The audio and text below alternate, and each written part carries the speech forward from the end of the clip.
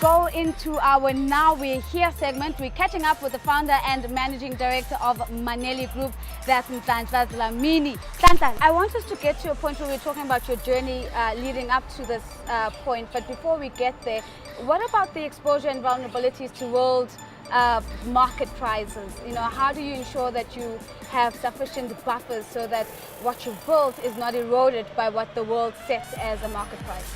Certainly. So chicken is a great example where for the last year South African poultry players were struggling with imports coming in from the US and from Brazil, which are a lot cheaper. So in food you always will be subject to the vagaries of the world market, but you just need to have a business that's somewhat flexible to that. And one of the ways that I'm thinking about it is producing or procuring the bulk of my raw materials from South African suppliers or producers, but having some margin that you're importing as raw materials just to hedge for when prices are better overseas versus when they're better locally. The tricky element, which for me emotionally is long term, you want to give local producers a better chance at growing. Brazil's had many generations of being strong at poultry. You want to give young black poultry farmers an opportunity to grow as big as the Brazilians are. So there's a real trade-off that happens in this particular space. Let's take a couple of steps back. It's 2015 now.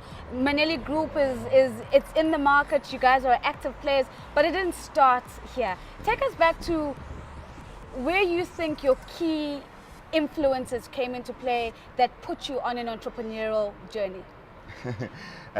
It goes all the way back to when I was growing up as a kid. My dad was a small shop owner, still is a small shop owner in Soweto, and seeing him and his entrepreneurial flair was something that I aspired to and something that I still aspire to. Obviously I would have wanted to do that on a bigger scale, so my early childhood was a big influence.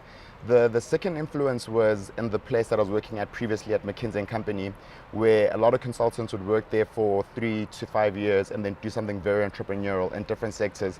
And working with those sorts of people definitely gave me the insight and the courage to go and do that myself.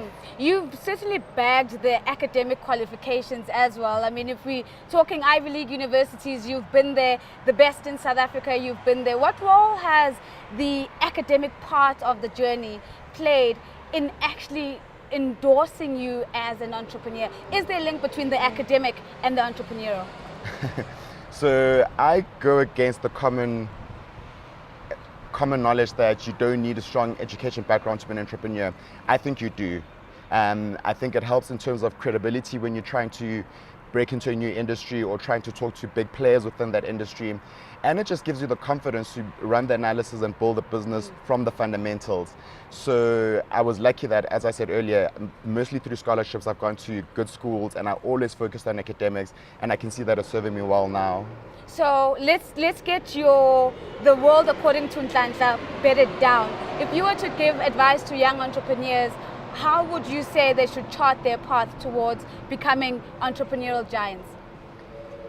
I would say start working within a corporate or business for 1 to 5 years. It's always important to work within a big structure so you know what the bar is in terms of production, in terms of building a company culture, in terms of growing markets and so on. And then once you've got that confidence and that base, and also actually the bit of capital, then you can branch out into entrepreneurship knowing that you know how this is done. Let's talk about capital, because one of the reasons why Maneli Group can exist is that there has been some capital injections along the way. Your experience of raising capital in the South African market as a black entrepreneur, how would you describe that? It's difficult. I think there's a lot of institutional money that is available for black entrepreneurs to go into industry, but it's not a given that you'll get it. What makes it easier to get the money is if you've got focus, so you know that this is the industry and the specific opportunity that I'm pursuing, as opposed to thinking about a bunch of different things. That's one thing. The second is that you prove that you've taken a few steps on your own before going to look for funding. You can't go to funders and ask for money just on the basis of a concept.